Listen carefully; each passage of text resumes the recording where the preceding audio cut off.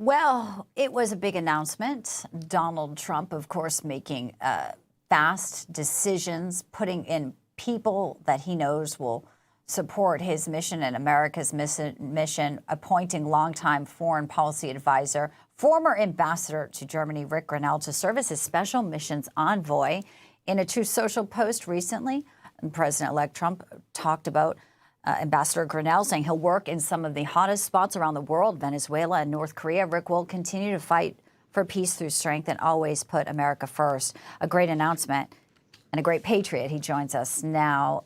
Ric Grenell, good to see you. I haven't seen you here on the program since the announcement, so congratulations. It is wonderful news, and I know you'll do a tremendous job. Well, thank you so much, and Merry Christmas to you, and Merry Christmas Eve to all the viewers. Thank you so much. We're going to talk about Pakistan today and then maybe get into a little of the other hotspots here, because there are things unfolding and we have a reason to believe that there could be some movement, and you're really a key player in all of this. Now, first off, Pakistan, according to the White House, is developing these long-range missiles capable of hitting the U.S. Obviously, that's a huge concern, something the incoming administration will look at. We will get to some of your tweets in a moment. But how credible is this, that Pakistan is doing this? Well, first of all, our future Secretary of State, Marco Rubio, is going to do an amazing job. We'll have this on his plate. He will have to deal with a lot of the countries around the world that have nuclear weapons. Obviously, if a country has nuclear weapons, it changes the position of how we deal with them. And so Pakistan is one of those countries that has nuclear weapons. We had a much better relationship with Pakistan during the Trump administration, when a guy named Imran Khan was the leader of Pakistan. And that's because Imran Khan was an outsider. He was a former cricket player. He was actually the captain of the Pakistani national cricket team. He wasn't a politician, and he spoke in very common sense language, and he and Donald Trump had a very good relationship. I actually believe that having people from the outside, non-politicians, common sense people, business people, are the ones that do best when leading. And so I'd like to see Imran Khan be released from jail. He's currently in prison. A lot of the same allegations, just like President Trump, where the ruling party put him in prison and created some sort of corruption allegations and false allegations, and he's in prison now. Imran Khan, you're right. In 2018 to 2022, he's helping with peace talks with the Taliban, with the Trump administration, trying to negotiate things. And then August 2023, they throw him in prison. And some do believe, including yourself, that this was to keep him from being in power. Now, the State Department, I know you tweeted about it. You have 12 million views. You said free Imran Khan. State Department's finally making some comments about it. Matthew Miller voicing concerns, and we'll just put it up again. You said you're late. This is too little, too weak. You know, Americans are looking at this and seeing that, you know, this is, again, a corruption of somebody and a government that's totally authoritarian, maybe putting this man. Do you think Imran Khan potentially could be freed as a result of you bringing some awareness to it? Look, I would say add Pakistan to the long list of subjects that Jake Sullivan and the Biden team have clearly decided that they have to make some progress here at the very end, the last 45 days, because they haven't made progress in the last 4 years. There's a whole bunch of issues that they're throwing now out to just say, oh, we care about this issue. After ignoring the issue for 4 years, Pakistan is now one of them. In a very weird statement that didn't have any common language whatsoever, nobody could really understand, the State Department said, you know, basically we shouldn't be having these judicial processes the way that they have them in Pakistan. It was really an odd statement. What they really meant, what Matt Miller, the State Department spokesman, really meant was free Imran Khan. And so I just came at him and just said, why don't you just say it?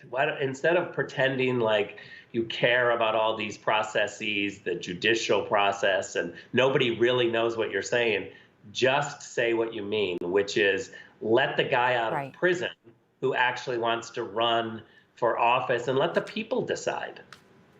Yeah, well, they're masters of really kind of word salads over there, and you don't dance around the issues, and that's one thing that will be so vital in this new administration.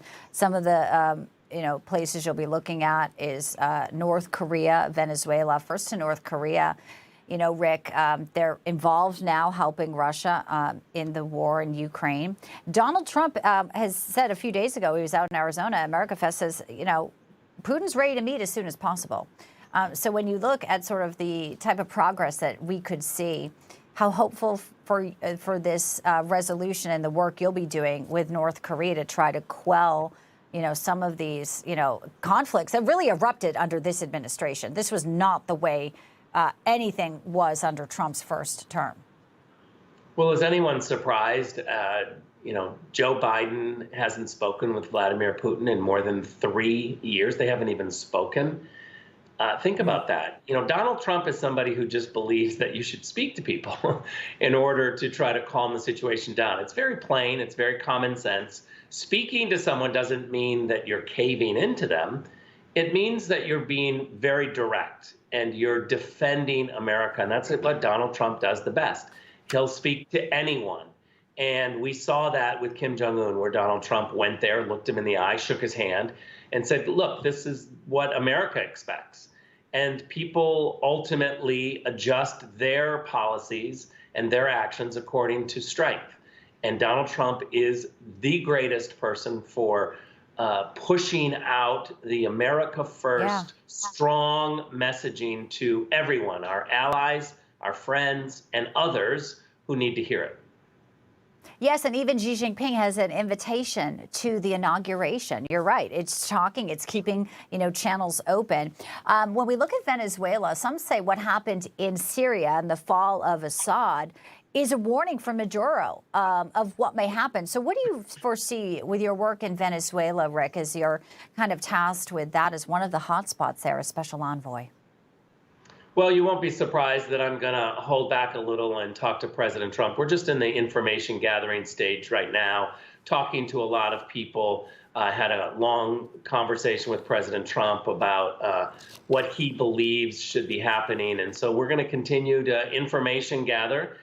And on January 20th, when President Trump takes over, it's going to be a glorious day, and I think so many people around the world are waiting for January 20th. When he takes over, then we'll begin to implement these policies, but not until then. Got it. Gathering information. There wasn't much released on the drones, and now there's this disturbing story that we're keeping an eye on, and it's happening in the UK because senior British officials are having secret meetings to talk about drones. Unidentified drones, not just over UK air bases, but there are U.S. air bases there as well. And here we have a situation where they can't identify who's flying them. This is, unfortunately, a situation that is becoming all too common in our media. What's your biggest concern when we have drones flying over these sensitive air bases in the UK, our ally there?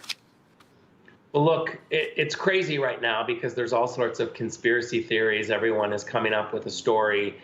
And I would say add this to the long list of things that Avril Haines has not come clean on. She's the director of national intelligence. She knows what's going on. And yet she's allowing this rumor mill to continue, which is not good for America or Americans or our safety. She should come clean. She should tell us exactly what she knows, put to rest the rumors and all the conspiracy theories, and tell us exactly what we need to know. And yet, typical of Avril Haines, she's been very quiet, not transparent, secretive. And the D.C. crowd, all of those people in Washington, D.C., just let her get away with it.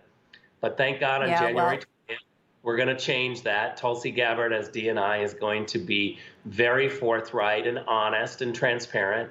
And we will put to rest the rumors and make sure that national security for the United States and for Americans is the top priority.